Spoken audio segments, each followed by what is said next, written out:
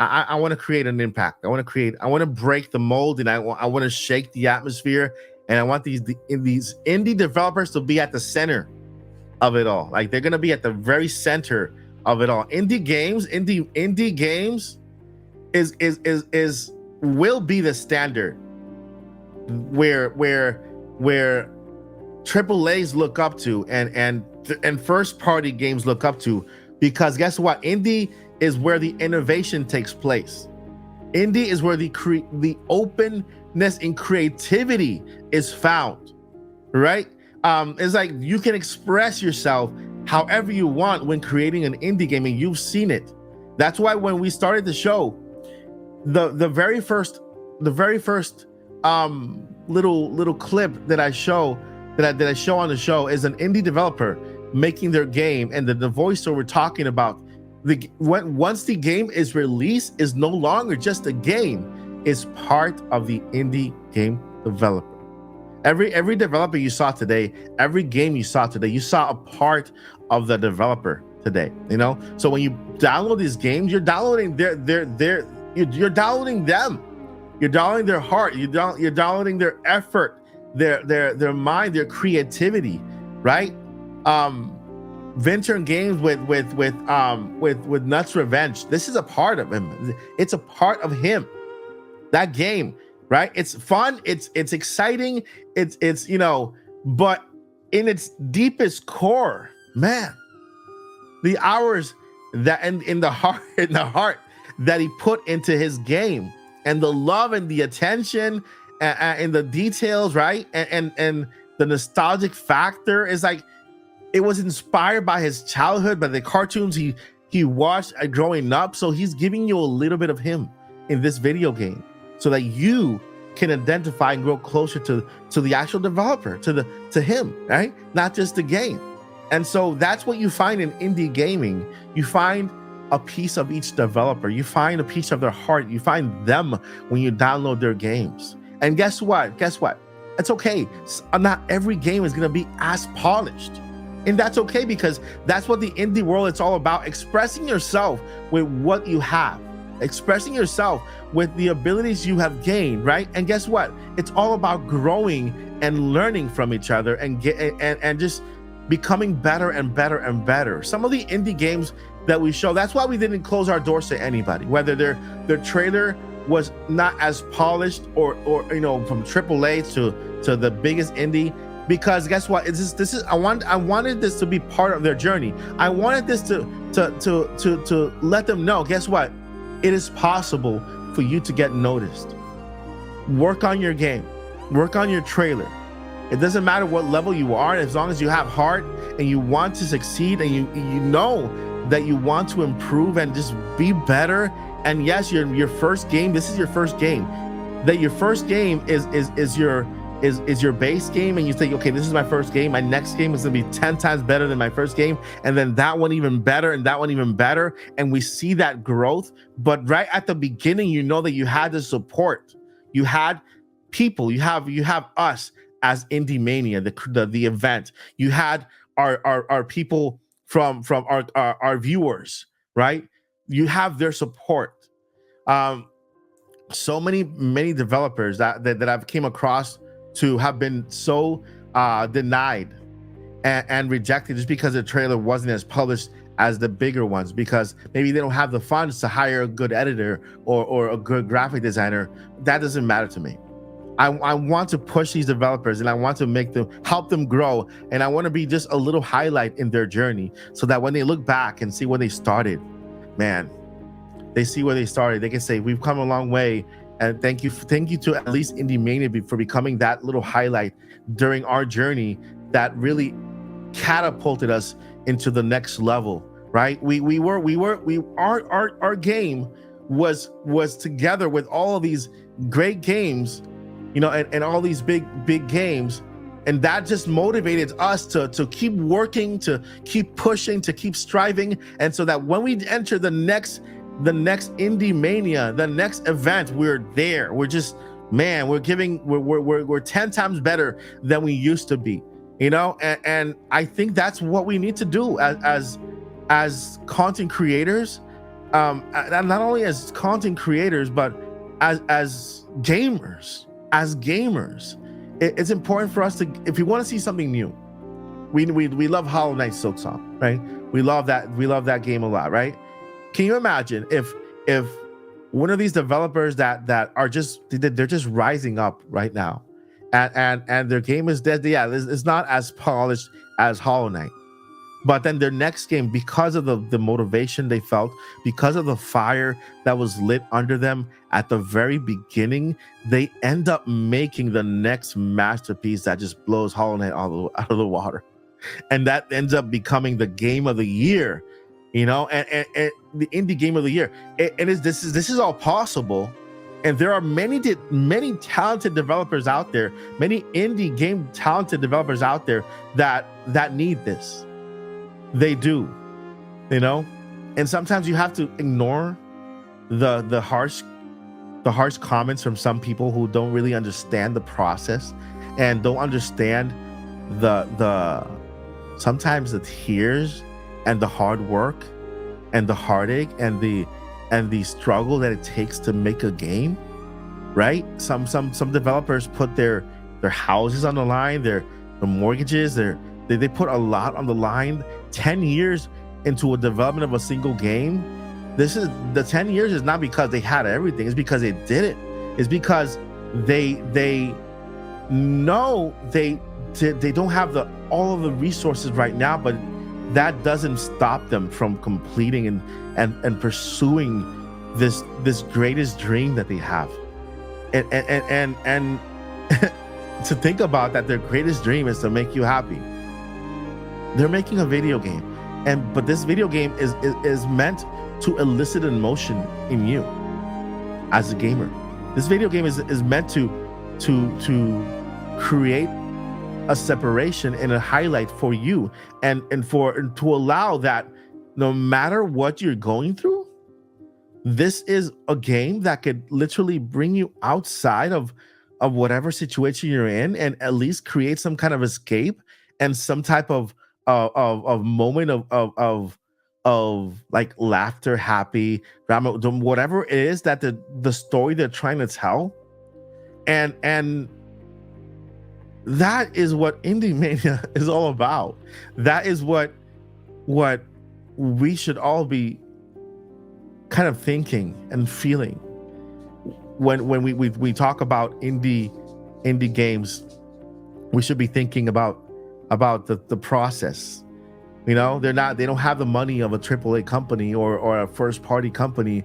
They don't have the backing of a greater showcase or of indie world from Nintendo or an Xbox presentation or a PlayStation, whatever, right? If you knew how hard it was for these developers to get into one of these presentations, and how many times they get rejected to join one, right? What I've heard, I have a developer that in the show that over the past 6 to 7 years, they've been trying to get into one of these shows. Rejection letter after rejection letter after rejection letter after rejection letter. And when you see the game, I'll tell you when the show is done.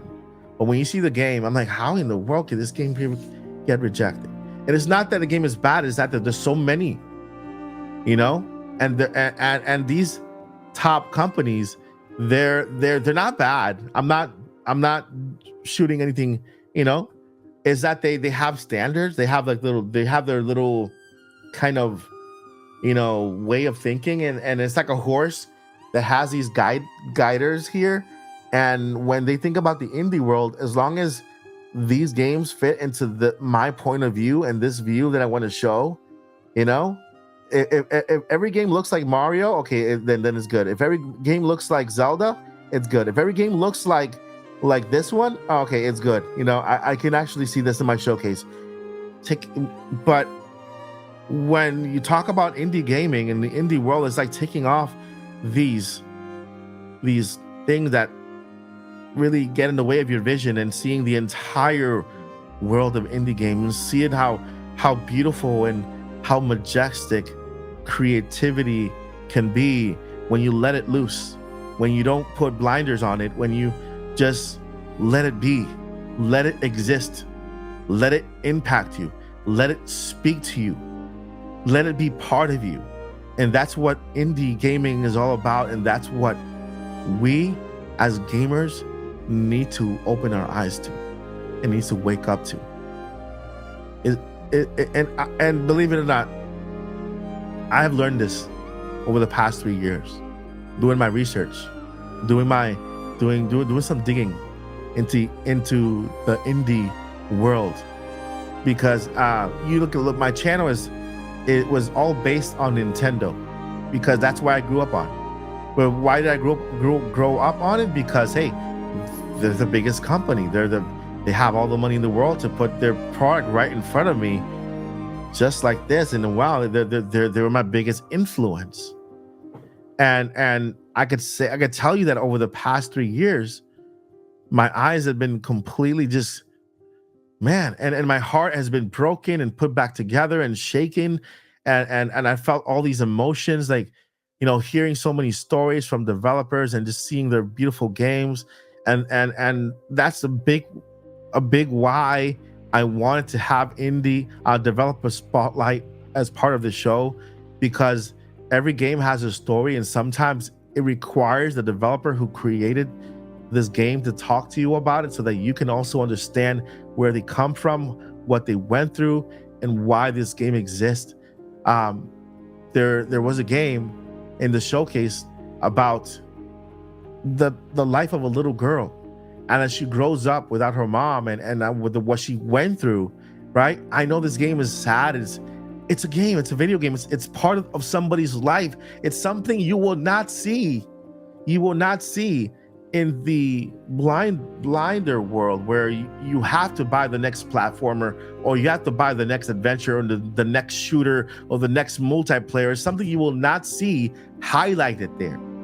And there is the other story, that talked about the trinkets that are left to you by the people you loved, right? And it doesn't really go into detail about why these trinkets are more valuable than ever, and what happens if it comes alive.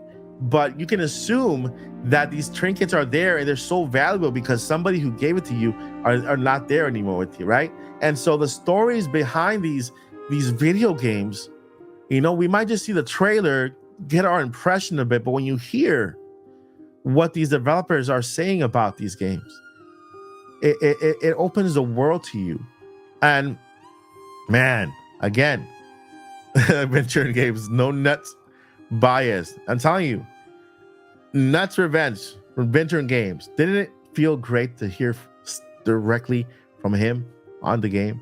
It felt great to hear his backstory, what it inspired him, what brought this game to life, and it created a better connection, a more personal connection with you. And I believe every trailer should be like that. Every trailer that you look at for a video game should have a word from the developer who made it. And I think it's only fair that these developers can not just show you their trailer, but also have a little part in it, so that you understand the creation process better. You get to know the developer more personally, and the game really connects with you. It connects with you. And you can expect that more in IndieMania going forward. I need your help. I need your help. I want IndieMania to be the greatest event dedicated to indie gaming. I want this to be the platform, the love letter for every developer, no matter where they find themselves in their journey.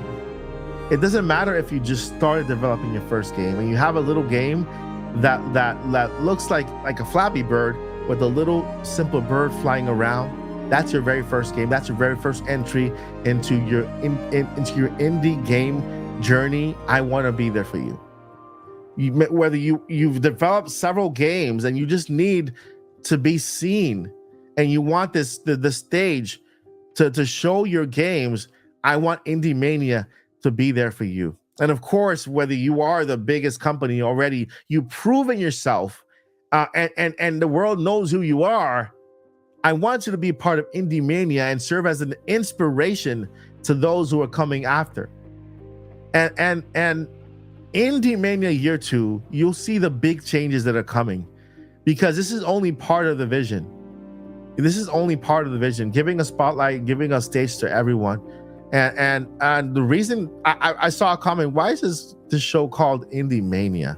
Well, I'm wrestling. I'm a wrestling fan. I've been watching WWE since I was a kid, and the biggest and greatest stage of them all was WrestleMania. This is where all the big events took place. They had a WrestleMania weekend where wrestlers got together with the fans and they got to interact. Think about that. Now think about that with indie games. IndieMania is now here. Now picture an event where indie developers gather. They talk to each other. They learn from each other.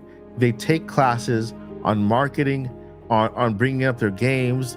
They learn how to, they go to panels given by these bigger developers. That's what IndieMania is gonna look like. And hopefully starting next year. There's more to IndieMania than just a showcase. This is not about me. Yeah, it's about my heart. It's about sharing my heart for indie gaming. It's about the love that I have and I've gained for these developers. But it's more about them. It's more about their stories. It's more about their journey. And I want you as a fan to one day be able to meet and shake these developers' hands.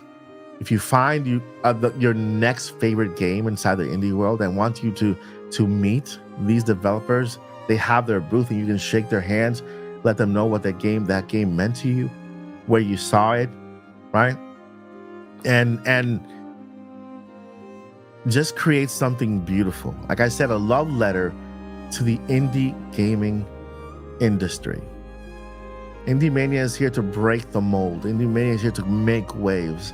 And it's going to be on behalf of our developers. It's going to be very developer centric. And I need all of your help. I need all of your help to do this. If you guys can share the event, share IndieMania with everyone, like on each of your social medias, we can make this event the biggest ever, where every developer has an opportunity to shine, whether it's their very first game, they've been developing for a month or 2 or 3 months, and they have this passion under them.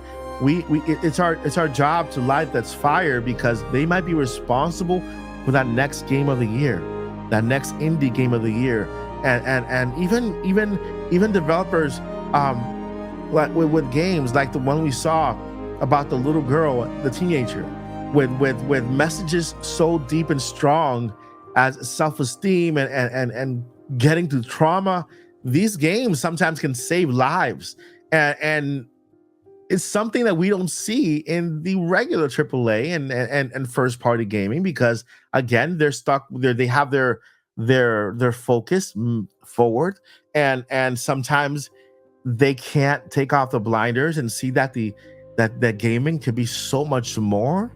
Gaming can be so much more beautiful, so much more exciting, and if we just kind of let loose and let creativity shine. And that's what indie gaming is all about. That's what we love about indie gaming. And there's nothing impossible, when it comes to developing games in the indie genre. There is no rule to follow. There are rules to break. There is no rules to uphold. There's only history to be made, and to innovate. There's it's like, okay, you play this game a certain way because it's how it's been played for the past couple of years. No, not in the indie world. There's new ways to play games in the indie world. There's games that you can play with just sound, just like Sibo Industries.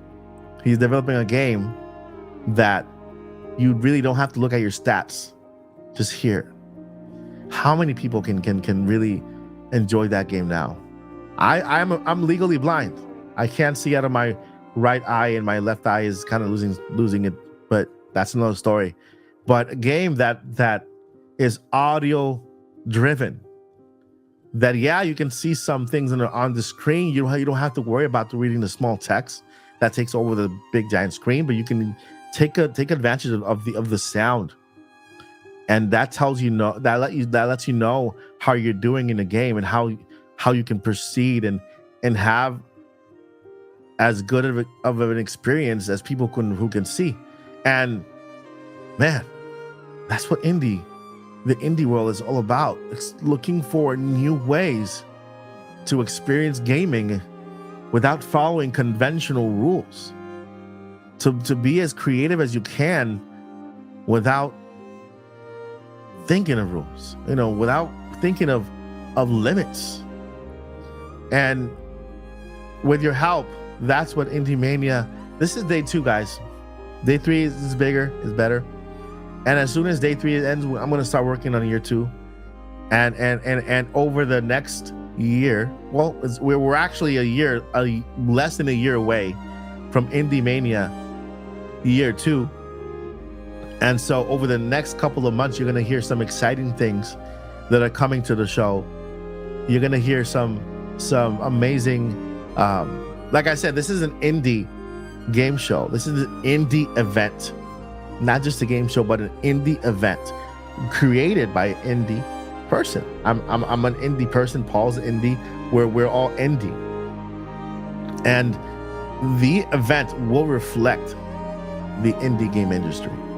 And I cannot wait to show you what I have envisioned for this incredible showcase as a love letter to our indie game developers. Man, I'm so grateful for every single developer that played a part in the show, for opening their hearts and providing their trailer and their games and their hard work and just coming on the IndieMania stage and just being a part of year 1. And I'm incredibly grateful. And I want the name Mike Odyssey to be right there with indie games, more than it is with Nintendo. I want the name Mike Odyssey to be an advocate for the indie game industry, more than it is for Nintendo. I love Nintendo. I will always love Nintendo, and it's my passion growing up with Nintendo. And again, it's a platform where indie games can also shine and go into even bigger audiences and bigger communities and stuff like that. So no thing against a single platform. They're just there as a platform for indie games to shine even better, But we step back from first party games and from AAA games, and we discover so many beautiful, not only beautiful games, but beautiful people behind it. And I'm happy, and I'm excited for this journey. And I thank you, viewers, for being a part of it, because you guys make all this possible. Without you, we wouldn't have a stage to show these games. Until then, number 1, never give up. And number 2, journey on. Peace.